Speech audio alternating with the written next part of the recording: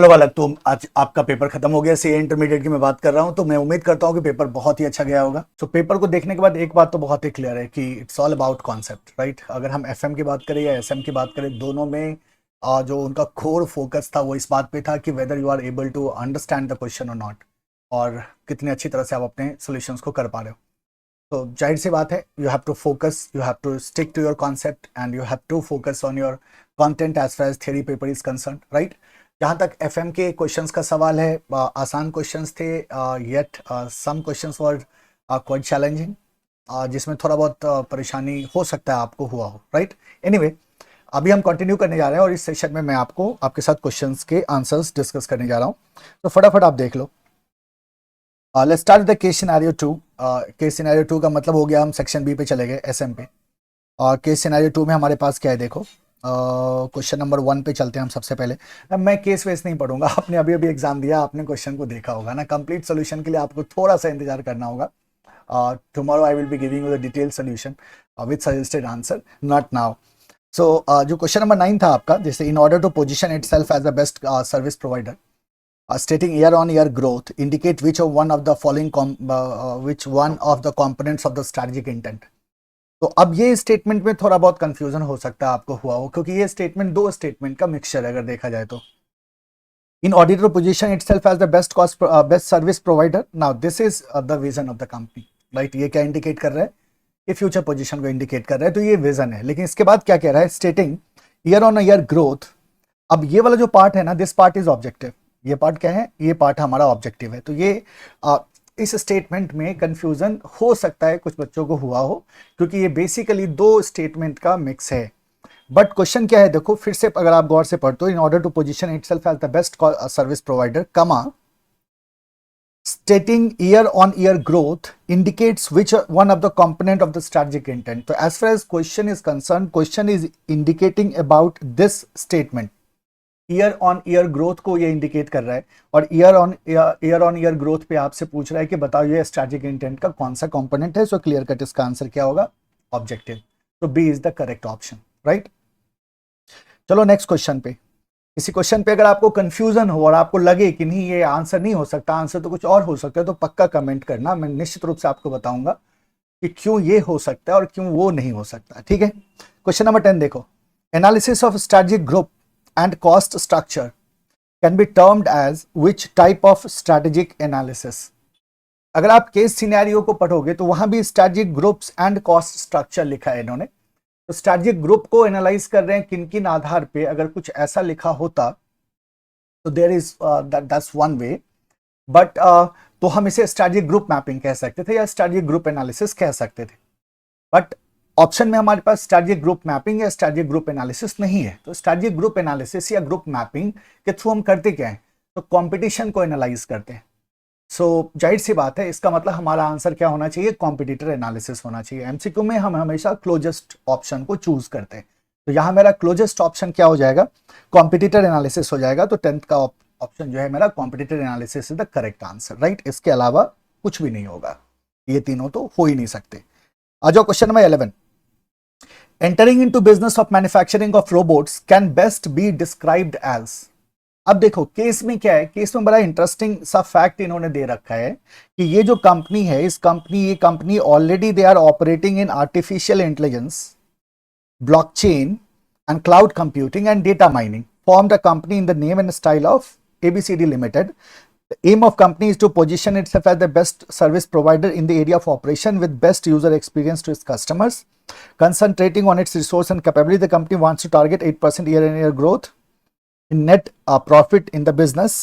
The board of directors of the company thought it proper to be in the business of manufacturing robots and providing services relating thereto। The company knows that there is no linkage between existing and proposed business with a specific reference to the product or market technology। तो case में इन्होंने mention कर दिया है कि there is no linkage between existing and the proposed business with a specific reference to the product or market or technology। मतलब इन दोनों में किसी तरह का लिंकेज नहीं है, और जब किसी तरह का लिंकेज नहीं होता तो in that case that is called as what, that is called as conglomerate, यानी कि unrelated. So conglomerate diversification is the correct option. क्या हो गया? अनरिलेटेड डाइवर्सिफिकेशन है, क्योंकि किसी भी तरह का उसमें रिलेशन नहीं है, केस में मेंशन्ड है, तो आपको उसको पिक करना होगा। अब ये अलग बात है कि सर हम एआई में थे तो फिर रोबोट में गए तो somehow it is related, but it's okay. Case में मेंशन्ड है कि भाई बोर्ड ऑफ डायरेक्टर्स को पता है कि नए बिजनेस में पुराने बिजनेस में किसी तरह का कोई लिंकेज एग्जिस्ट नहीं कर रहा। So that is why whenever we solve case, तो मैं आपको हमेशा कहता हूं कि बड़ा केयरफुल रहना है आपको। The company knows that there is no linkage between existing and proposed business with specific reference to product और मार्केट और टेक्नोलॉजी। हालांकि इसमें किसी की गलती नहीं हुई होगी, आप सबने इसका आंसर सही किया होगा। क्वेश्चन नंबर 12 देखो, elevating customer service to unprecedented level by providing better customer interface, online repair services on site is known as। the brilliant question है, सीधा सीधा आंसर हो जाएगा augmented marketing।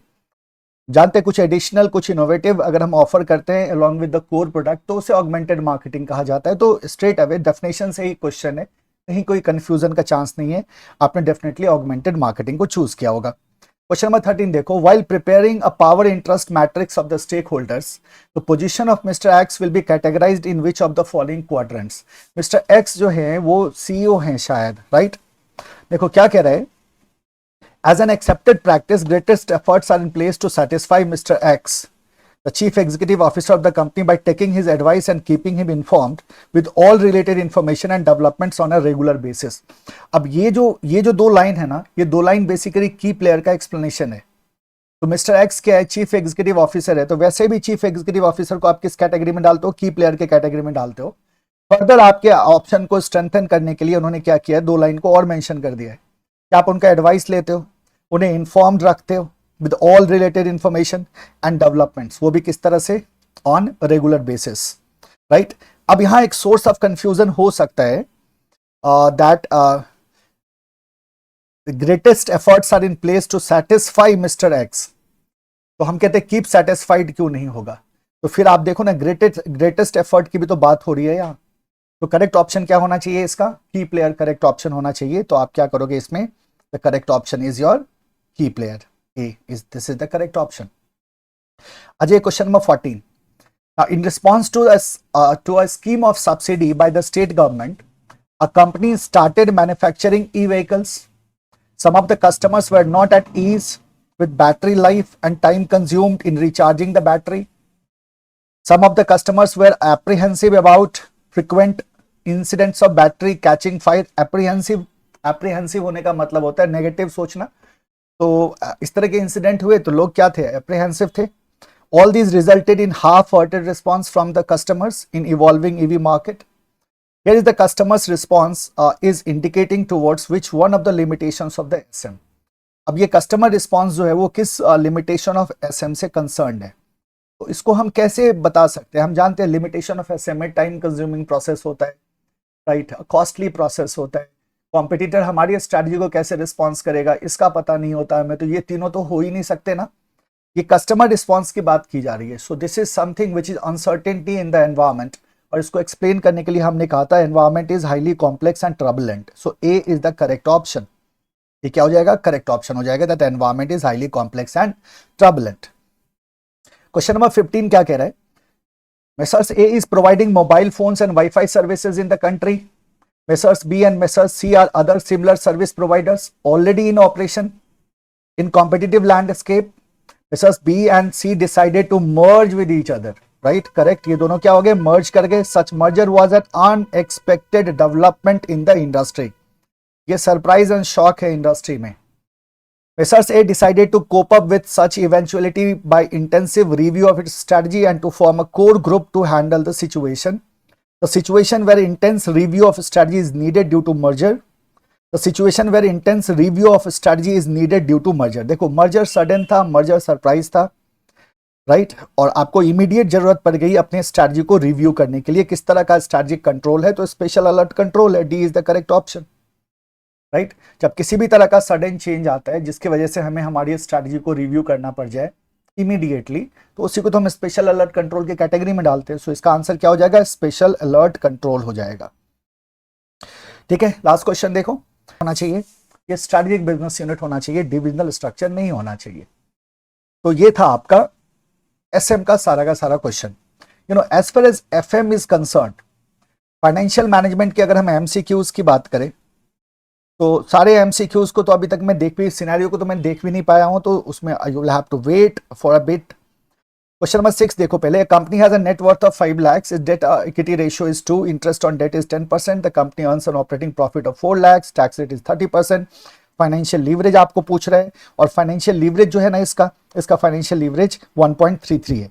ये अगर आपने किया होगा तो you are correct. Financial leverage कितना है? 1.33 है, करेक्ट। क्वेश्चन नंबर 7 का जो आपका आंसर है, इसमें आपसे एनपीवी पूछा जा रहा है शायद, equivalent annual NPV for the proposal X and proposal Y पूछा जा रहा है। इसको जब सॉल्व करते हो तो आपको जो आंसर आएगा that is 18,541 and 36,369। So correct option is what? B.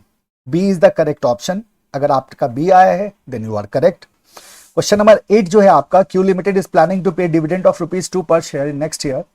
तो D1 हमारा कितना है? ₹2 का हो गया। ग्रोथ रेट हमारा कितना है? 8% का हो गया, ग्रोथ रेट 8% का, और मार्केट प्राइस शेयर का कितना हो गया? 51। फ्लोटेशन कॉस्ट हमारा ₹1 का दिया हुआ है। तो यहां एक कंफ्यूजन हो सकता है बच्चों में कि हम फ्लोटेशन कॉस्ट लें या ना लें। तो आपको डेफिनेटली फ्लोटेशन कॉस्ट लेना चाहिए, क्योंकि ऐसा तो है नहीं कि क्वेश्चन में कुछ मेंशन्ड है तो हम न्यू इशू ही मान के चलेंगे ना। और जब आप न्यू इशू मान के चलोगे तो you will have to consider the flotation cost, otherwise आप गलत प्रोसीड कैलकुलेट कर रहे हो। अगर आप इसको फ्लोटेशन कॉस्ट को इंक्लूड करोगे तो आपका जो आंसर है दैट विल बी 12%। तो सी इसका करेक्ट आंसर होना चाहिए। तो क्या इसे विदाउट फ्लोटेशन कॉस्ट के अगर हम कैलकुलेट करें तो प्रॉब्लम ये है कि क्वेश्चन हमें इंडिकेट क्या कर रहा है, एक जो इम्प्लाइड इंडिकेशन है वो है फंड रेज करने का ना। तो इम्प्लाइड इंडिकेशन है फंड रेज करने का।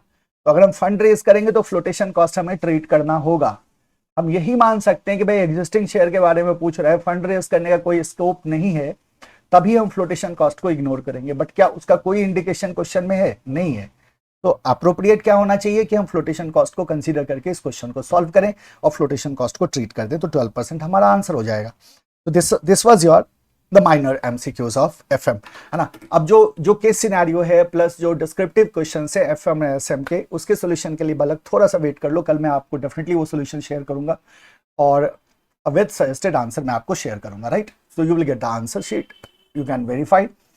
और साथ ही साथ मैं आपसे एक बात कहना चाहता हूं, बहुत इंपॉर्टेंट है।